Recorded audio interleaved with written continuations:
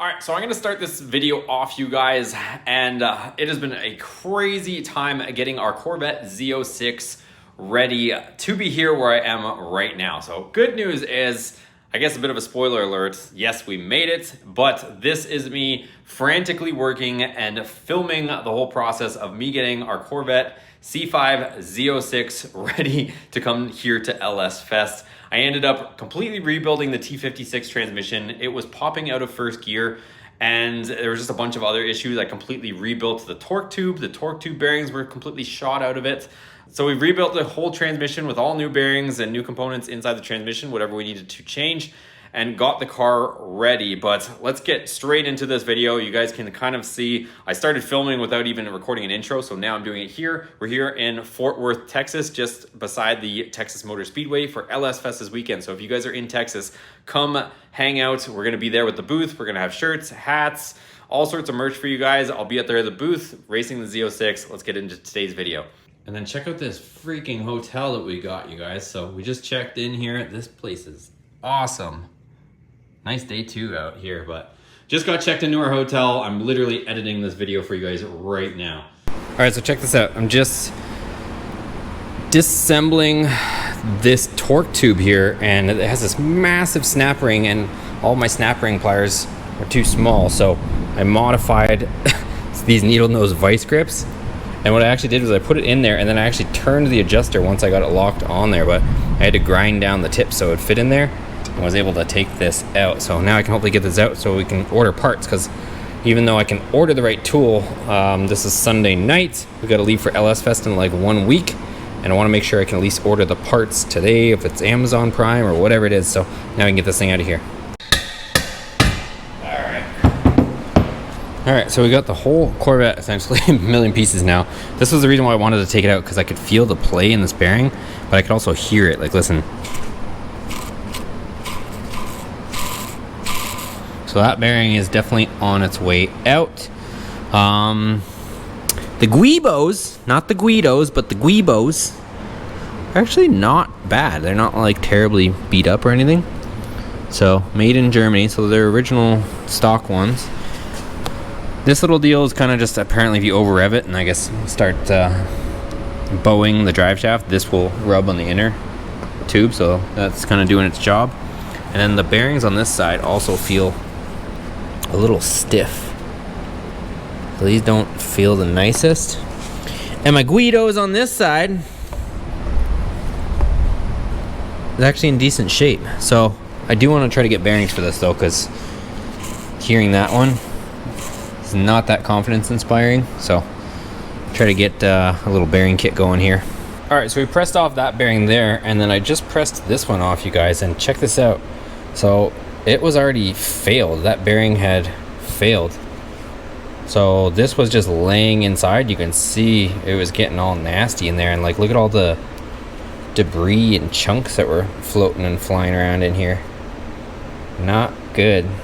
So I go ahead and clean that out, of course, but yeah, pretty interesting. So anyways, I'm glad we caught that, because this bearing was very stiff, and you can see the cage is all like coming apart and stuff in there. So anyways, that's that. I'm gonna continue to press this out. I got all the C-clips out and whatnot, and then I gotta take off this C-clip, and then I can slide this one off and then order some bearings. This one's probably the best of the bunch. It's a little bit loose, but at least it spins. But anyways, that's it. All right, so wish I was sponsored by them, because they are amazing, but overnight shipping from Amazon. So it's literally the next morning, and they were here at 8 a.m. But got brand new Timken bearings for here. So I cleaned this piece up. It was all nasty because it looked all like this from the old bearings. So they're direct fit. These ones spin smooth. So I'm gonna go ahead and press these on with the press, put in our C-clips, and then we'll get this into the new assembly. The other bearing for here, waiting for that to show up. It should be here this afternoon again with Amazon. So let's get her on. Both of our C-clips are in. That is done. I don't know if I already mentioned this, but these, I keep calling them Guidos because it's funnier than to call them Guibos, but these rubber isolators, some people call them Guibos. I checked and I cannot see even a single crack or anything in them. They're still nice and pliable. They seem perfectly fine, so I'm not going to bother with changing them, but I am going to install this on the one side. Since the one side's done, waiting for this bearing to show up, and then we can reinstall this. I could probably clean out that torque tube and let it dry, because that thing's got all sorts of nonsense inside it. And then our boy Shane over at Whatever It Takes Transmission, he is sending us all the little pieces that I need to, all these for now, to put this together. That main shaft, won't be able to get it in time, even though I would like to change it, but that's right here. That's where the 5th and 6th gear rides. He is going to be sending us, I believe, one of these 5th, 6th gear combos here, because the teeth on it are a little bit knurled. So even though we're not replacing that side of it, hopefully it ends up being a little better. But I'm going to go ahead and clean out all of this shrapnel that was inside of our torque tube. That way this is ready to go. All right, you guys, shop is an absolute disaster, so bear with me. But this is my first time rebuilding a T56. It's actually going pretty well. So just learning, and I'm not really sharing the process of it with you guys, because I like to at least, you know, have my head wrapped around something or concept before I actually, you know, try to explain it. So, but it's going really well. Might look super complicated. Well, actually, I guess it is complicated. There's 5 million pieces and gears and whatnot. Huge shout out to Whatever It Takes Transmission, you guys. My boy Shane over there, I might have already said it, but again, he overnighted the parts to us so that we could get this thing back together. So all new bearings, all new friction discs for our synchros, and we got one reverse synchro, but everything else looks pretty decent. I think I showed you guys though, the main culprit was these. So, and just since we're in a time crunch, I put the brass one, since he did send us the one brass set, I put it on our 1-2 fork. The rest were plastic. A couple of them were still bronze, but a lot of them were hammered out. So I left our 5-6 in bronze, but the rest of them were like severely beaten. I don't know if because Whatever Monkeys had this before. What I'm starting to see is somebody took like a flap wheel or something to here and just absolutely obliterated it, and then they used like the worst, cheapest RTV possible, so the thing was leaking. So maybe at some point the thing went low on fluid, and maybe that's why the pads went out of it. But at the same time, they had this slider upside down. See these two lines right here? This was originally the other way, and I had to flip it upside down. It was installed incorrectly, so that could have been a large part to why our first gear was popping out. And if you guys probably won't even believe me, but I'm going to show you what I had to just do. So you have to shim everything in the case. So I tried to get a shim kit, but obviously we're on a time crunch. Our boy Shane didn't have one in stock, so I ended up measuring it. Our main shaft ended up checking out, so that was okay, but the counter shaft, which is right here, I had to come up with shims. It wasn't tight enough. I wasn't happy with it. It was probably could get away with it, but the bearings weren't quite tight enough. So I just machined, I guess you could call it, my own spacers. So I went ahead and got my own shims, made these. So you can see here, there's the original one. Here's the two that I just made. If you're wondering how I did it, I had a 9 1/4 rear end kit still, and I had all these shims, but they were too big. So see how much bigger they were? They were close, but the problem was the overall diameter was too big, and then the inner portion, it has to be smaller, because when it goes on this bearing here, the bearing sticks out past the race, and if you were to just put this on here, that would grind on there the whole time. You can hear it. So that would make contact. So I had to turn these down, and now they're exactly like the factory ones, except now I've got the desired shim thickness that I was looking for. So now I can continue to reassemble it. All the cases are clean, everything. It's a disaster around here. If you guys are wondering how I did that, I had to bust out my bench grinder. It's not on a bench, it's a floor grinder right now. And then I had to get my Dremel out, which I don't normally do over there, but I already had this over here on my tables. All my tables are occupied, so that's how I ended up getting the shims ready to go. But man, I'd be lying if I told you this isn't a hectic push as usual, unfortunately. But I guess I am rebuilding the entire car so that it'll hold up for the torture that we're going to be doing. So anyways, let me continue to get this together, and I'll show you guys the updated progress. All right, so I got the main part of the case together last night, and that is this portion here to this plate there. And then what I'm doing now is just checking the third bearing tolerance in this. So right now the shaft that's in the back portion of the case, we've got this zeroed out on our dial indicator, and I'm using this threaded rod I had to go pick up. And you can see there it's about 50, just over 50 thousandths. You can see here if I push down and then I pull up on it, we're at like maybe 52 or so. And thankfully the shims that came out of it are about 54, 55 thousandths.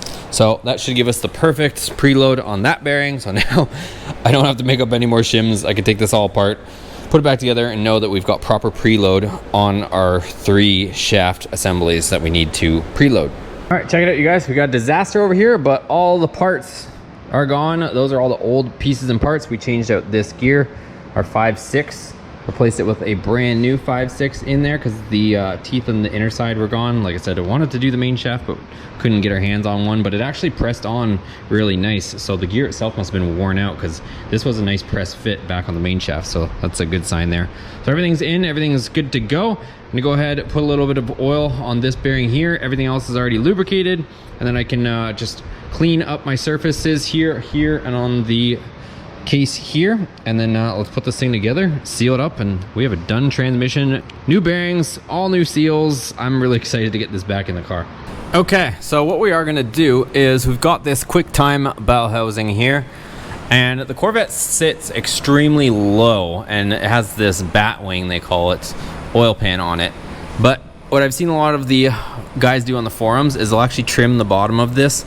Yes, it might not necessarily be in good standing with, you know, the techs, but we're not drag racing this thing. This is just going to be added protection for our road course stuff. But I'm going to come across here because this could catch, and we don't want this to, you know, break the back of our engine. We got an aluminum block here. If that catches, that is a very substantial lip to catch. So I just marked it here. That's where the stock bell housing went. It was kind of just flat across the bottom. So I'm going to do the same thing there, get that trimmed up, and then our transmission is all over here, good to go. So I just put the shifter on it. I want to double check that after doing all that work, everything goes in gear, and it does.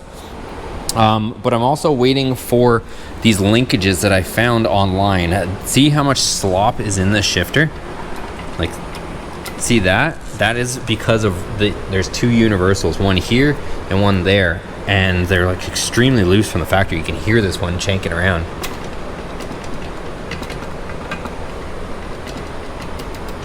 So that is the slop. There's one here, one there, and we're gonna be able to get rid of that, and it's supposed to show up tomorrow, so I don't want to put this in just yet, but like, look at the side-to-side play right there.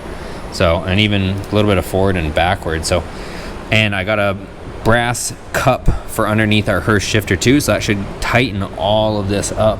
Then we'll have a nice solid engagement instead of having all this slop. So we're gonna leave that for now, but I'm gonna take that off, modify it for our purposes, and then it'll go to here. We also got a new slave cylinder that I haven't shown you guys with a remote bleeder. This car is gonna be freaking brand new by the end of this. It's wild how fast and quickly this thing is just getting completely rebuilt. But let me take that off, modify it, and I'll show you guys. All right, check this out, you guys. So the pieces have arrived. So this was from Texas Driveline Performance.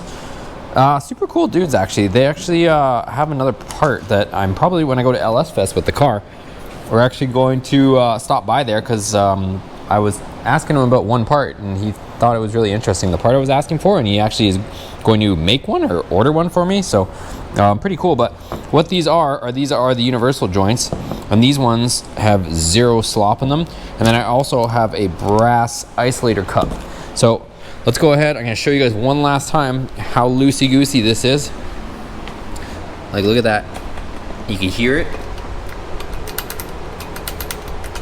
You can actually hear the slop in that universal joint. So I'm gonna pop this out. I just gotta take off a couple bolts here, disconnect it from here again, and then we'll put this on the bench, we'll service it, we're gonna change out the joints. All right, so check it out. Here is our shift rod removed. And if I slide off this rubber boot, it will expose the severely loose and worn U-joint. You can see it, like, look at that. And that's where we're getting that clacking noise from. So we're just gonna pop this out, punch that out, and then look at this nice fresh joint here. We'll put that in. It also comes with our roll pins. back in there. So let me punch these out. It's got one on both ends, so it's also got one on this side. I gotta pop this coupling off here, but once this comes off, there's one under here. All right, listen. Hear all that play.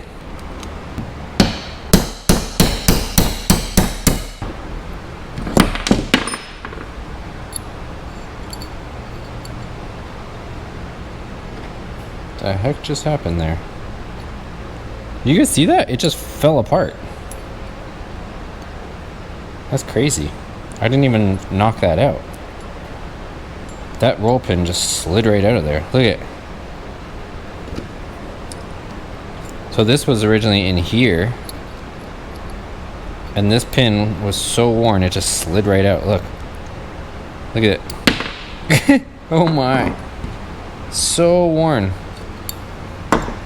So I just hammered that roll pin in there. Check out how tight that joint is. It's not all loosey goosey like this one. Like, look at how so much slop. Let's change out this one now. All right, so we got the other joint on here. These are the two old ones. So now we'll put our boots back on. We can reinstall this shift arm. Super excited that we managed to get these in time, because otherwise you gotta take the whole transmission off of the torque tube to get to this. So really thankful that it showed up. All right, so I got the shifter rod back in here. You guys, this already made a huge difference. So remember how much slop there was? There's like next to nothing. But now I still have to put in this brass cup here. So we're gonna take off the shifter, do that one. I'll show you guys the part that I was talking about that I also want to replace, and that they are also going to get me, is this right here. There's a bushing, and you can see here, see how mine has a little bit of play right there? So every time this moves around, see how you can see this rod is moving inside our shifter box. So I'm gonna replace that bushing. He ended up ordering one for me, but let's pop this off. You guys can see like the barely any play I have right now. Let's change out that cup in the bottom, and that's gonna get rid of even more of this. So off comes our Hurst shifter. Look at this plastic. So I'm gonna go ahead, pop this in here. This is gonna tighten things up. All right, check that one out. So we got the nice little brass one in there. I'm just gonna put some grease on this, and we're gonna drop this back in here. Oh my God, you guys, that's so good. There's literally no play in it. The only tiny, maybe bit of play is right here, but we're gonna get rid of that when we replace this bushing. But like, no clicking, no clunking, and like it just goes into gear. So nice. Heck yeah. All right, on to the next. Okay, you guys, huge shout out to my buddy Tony. He came by and helped me stab this thing in so I didn't have to do it myself this time. So it's in here, but me and him just hung out, ate pizza, and got this done. It's kind of just how you got to do sometimes. So we've got our QuickTime bell housing in here. That's all good. We've got our brand new slave in here from our buddies at Whatever It Takes transmission. Thanks again, Shane. Got our rebuilt transmission in here. Got our diff on here. I still got to put a few more bolts in here. Still got to double check all the bolts that go from the diff to the transmission, but we left it last night. I'd like double, triple safetied it because I didn't want this cheap transmission jack to potentially fail on us and just wreck our day. So I got a strap here, I've got the safety stand, I've got our transmission jack, and she's all in place. So I'm just gonna rip through this, you guys. This is Friday. I've got to leave on Tuesday. I want to try and get over to our buddy Mike at Advanced Tire because I want to see if I can get this over there today to get it actually aligned. And not only that, I got to put the whole back of the car together in the whole car, but I've got 4 brand new tires from Mike, so I got to mount and balance these so that I can get over there and hopefully get alignment so that we can actually get a little bit of testing in on it this weekend. Make sure the car is good, kind of get a little bit of braking miles on the clutch, because otherwise if I don't get it done today, then that means I'm getting an alignment on Monday and then the car is going straight into the trailer, and then I don't have any testing on the car whatsoever. So let me just hammer through this, you guys. I apologize, I'm probably not going to film a whole lot of this because I just got to go to town on this. All right, so car is mostly together, you guys. Like I said, I apologize for not showing it all, but I really had to get that done because I've got to leave in about an hour to go get this aligned, and I still have to bleed the clutch. So, but I do want to show you guys this quickly. So these are our tie rods, outer tie rods, of course, but it does have them. You're like, John, you're on the back of the car, what are you talking about? The back of certain cars and performance cars at that, tie rods. They have outer tie rods as well. So this one's not terrible, but the one I just took off from the driver's side, super loose. Like, look at how loose that is. And it was actually clunking. I had play in that wheel. So we're gonna upgrade it with these bare adjustable and way nicer tie rod ends. So we've got the rears and we've got the fronts. They're slightly different, of course. And what this does is for later when we start getting really into the nitty gritty of getting this thing ready for the track, which we kind of are, but we're gonna be dialing it in further and further. It allows you to change the height of your tie rod end. And what that does is it helps with bump steer. So say you're riding at a different ride height, you can change the angle of your tie rod so that when the suspension compresses, that it doesn't, you know, make your toe go out of whack. So you can kind of split the difference, and you can do that by raising or lowering your tie rod by changing these spacers. So you can see all these multiples of spacers. You can change how many you stack on the bottom so that you can effectively adjust it. Same for the front. Obviously these tie rods are a little bit different because they're for the front, these are for the rear, and this is what the original looks like. So compare that to that, it is like night and day difference. So these ones obviously are much nicer, and this one is shot, so let's get these on. All right, you guys, well, where do I start? Where do I begin? So I'm gonna wrap this up with a story because I don't know what other way to tell it. So the car right now is ready to go to LS Fest. Somehow, some way, against all odds, I got it ready. And to start this story off, so we rebuilt the transmission, and I apologize, you know, you guys, I'm trying to get ready for this event as best as possible. Right now, it is Monday night, and I am in Florida. We're still in our shop, of course, right here with everything, all the hecticness. And I've got to be in Dallas, Texas for LS Fest, Texas, Wednesday. So because we have to set up on Thursday, so I had to get there Wednesday night because first thing Thursday morning we got to set up, and then Friday we're racing and Saturday we're racing. So right now I'm about to load it up in the trailer, but what ended up happening was got the transmission in, and that went smoothly, no leaks, all was good there. Put it in reverse, took it over to my buddy Mike at Advanced Performance Tire, and he got an alignment. So I put it on the trailer, backed it up, put it on the trailer, drove it over there on the trailer, backed it up off the trailer, did the alignment and threw it back on the trailer, came all the way back here. So did that, and then, you know, obviously it worked first, second, you know, that type of thing, reverse worked. And then I went to go see my buddy Tony at AutoZone to return some stuff, and backed up out of here again, went to drive down the street, and then I noticed it was stalling at the light for some weird reason. I'm not sure why, but it was stalling, which it hasn't done so far ever since Matt ended up tuning it, and he's been doing a great job at tuning.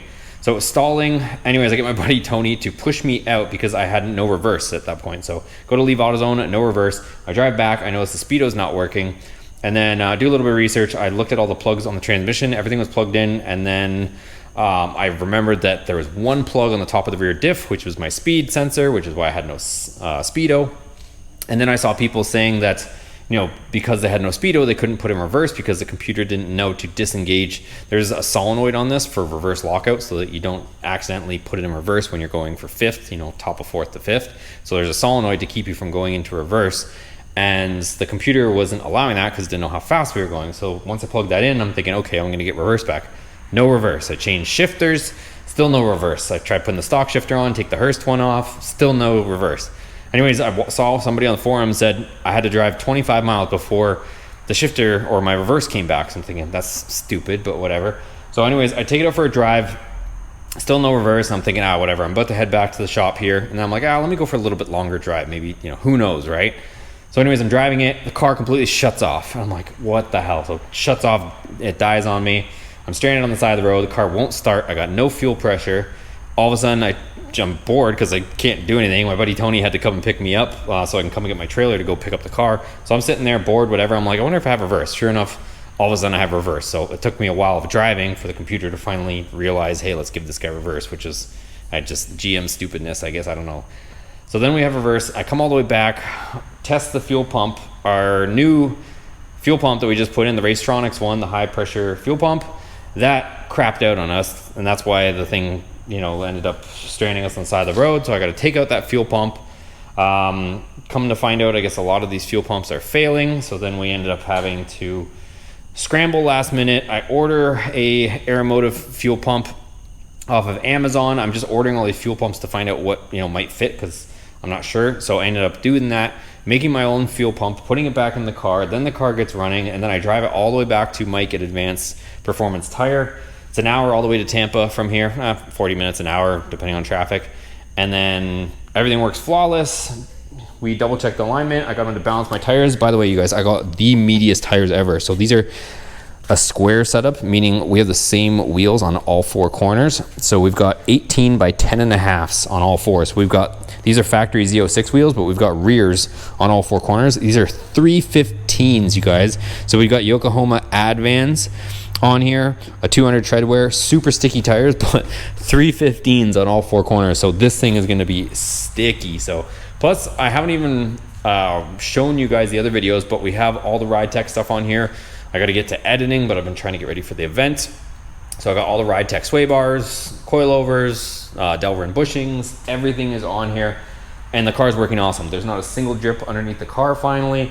The rear diff, has clean fluid. I want to rebuild the rear diff because it's a little noisy, and I think the bearings are probably going out of that at some point. But other than that, I rebuilt the torque tube on this, rebuilt the transmission, changed all the fluids. We rebuilt the power steering rack, went through everything. It's been a lot, you guys. So anyways, to try to wrap this up, because I feel like I'm rambling on and I'm getting tired here, and I gotta still get this thing in here. Also, I changed the seats out.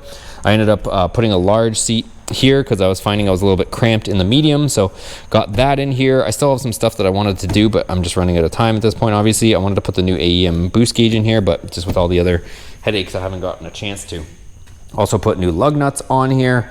Yeah, it's just all new. Here's the old tires that were on it. So these were the old worn out tires. We got brand new sticky tires on all 4 corners. So yeah, and on not only that, but I changed the oil in the Eco Diesel, because obviously the Eco Diesel is going to be putting in work. It's like 20-hour drive each way. So changed the oil in the Eco Diesel, changed the differential fluid on the Eco Diesel. I greased all the wheel bearings on our 24-foot enclosed trailer over there that I'm about to load up. So yeah, I'm gonna wrap up this video here, you guys. I'm gonna start this up because it's getting late and I don't want to make a ton of noise in this area. So I'm gonna go ahead, start this up, put it in the trailer, load up. It's not that exciting, but what will be exciting is I'm gonna start to be able to kind of relax a little bit. I'm gonna vlog all the way to LS Fest. So I'll vlog the way going to Texas, the adventure, and then I'm gonna be mounting as many cameras as I can to this. I got 360 cam, all that good stuff, and we're gonna be going and having some fun for once, getting out of this freaking shop.